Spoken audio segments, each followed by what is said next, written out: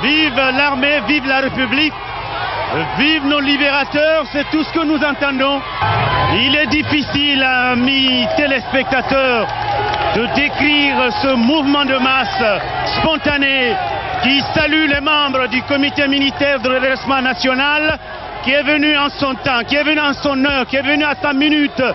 Et c'est un comité donc qui a libéré notre peuple de 26 ans de dictature, de 26 ans de soumission aveugle, de despotisme, de népotisme, je dirais même.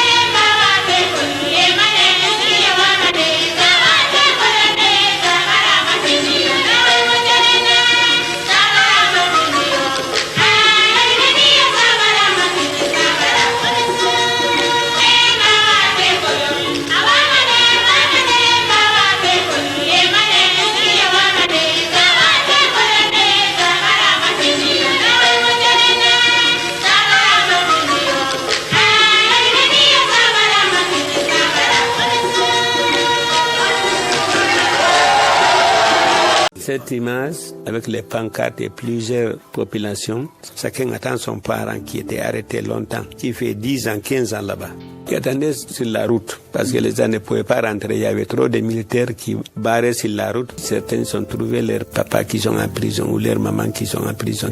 Certains sont trouvés leurs parents sont morts. C'était vraiment très triste, parce qu'au Camboiro, on ne souhaite à personne d'être là-bas.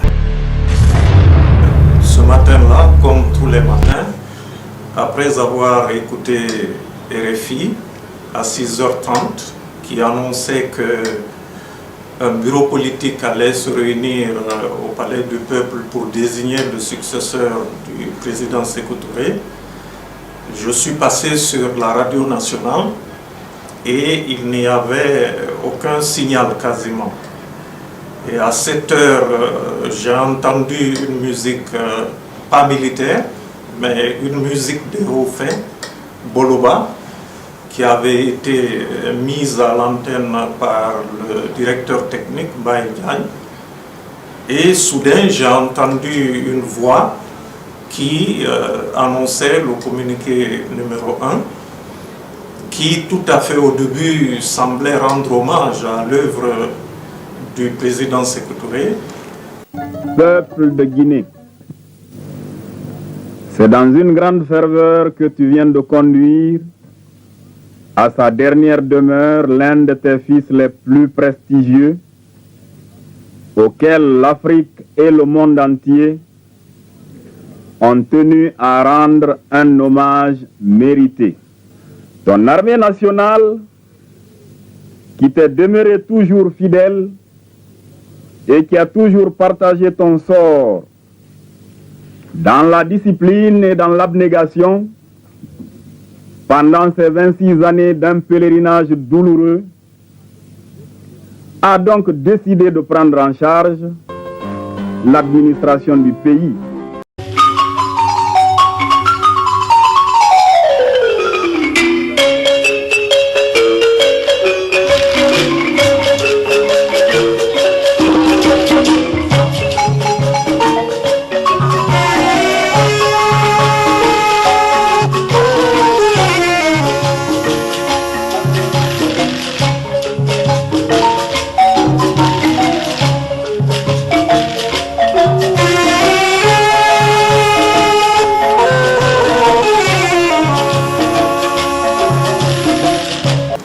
Et puis, par la suite, qui a fait toutes les condamnations et qui a annoncé donc que l'armée avait décidé de contrôler le pouvoir.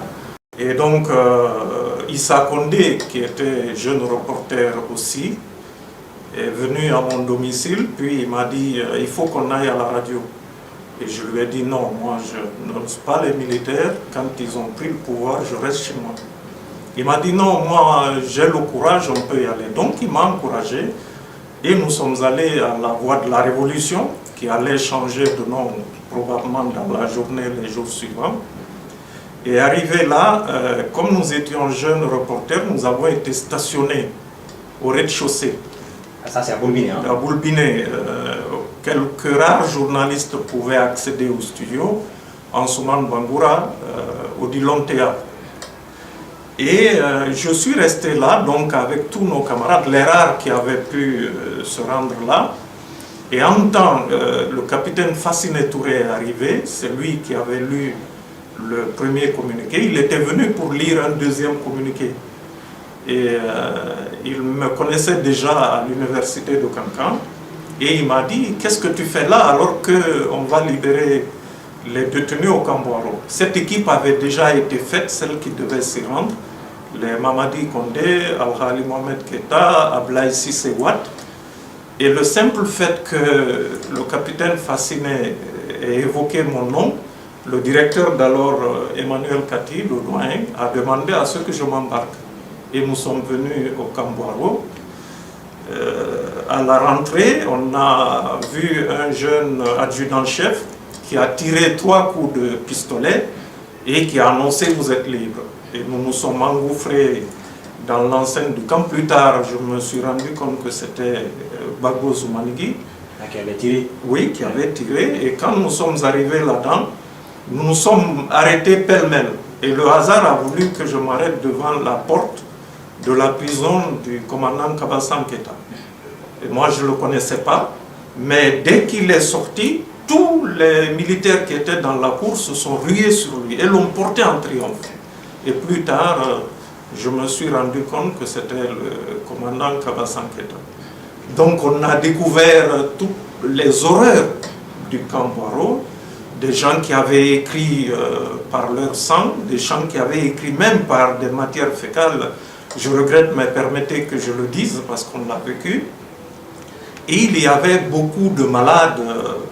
Les malades ont été transportés à l'hôpital d'Onka, proche, et les autres ont été embarqués dans des bus et transportés au camp Al-Fayada.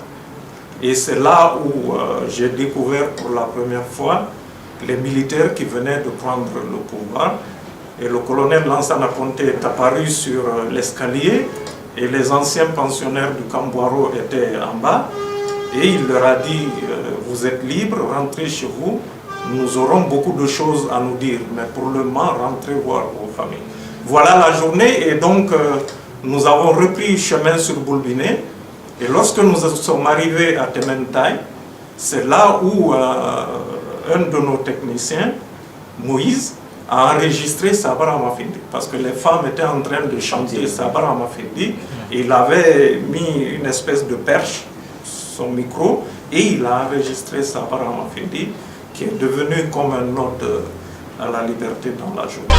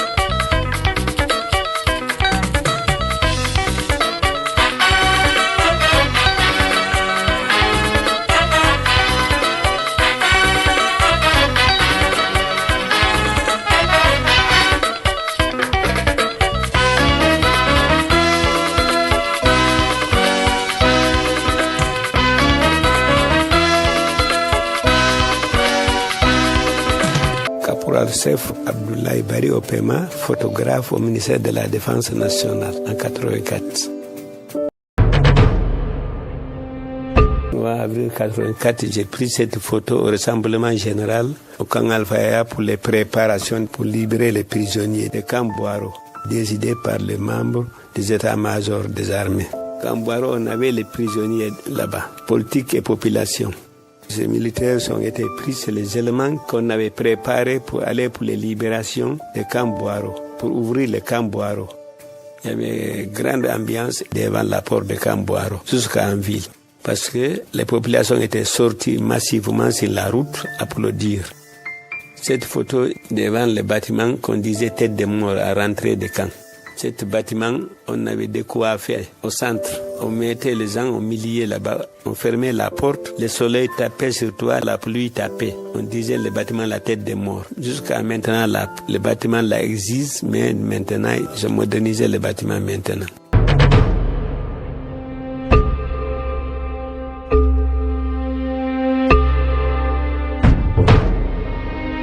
Certains ont trouvé leurs papas qui sont en prison ou leurs mamans qui sont en prison. Certains ont trouvé leurs parents morts. C'était vraiment très triste parce qu'au Camp Boiro, on ne souhaite à personne d'être là-bas. C'était très mauvais, très mauvais. Au Camp Boiro, on torturait les gens, on faisait tout aux gens là-bas. Tout, on ferait disparaître complètement.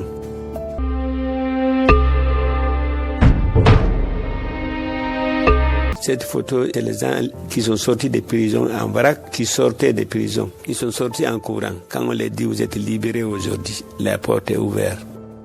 Cette photo, j'ai pris le premier remerciement du colonel Lansana Conté adressé aux prisonniers.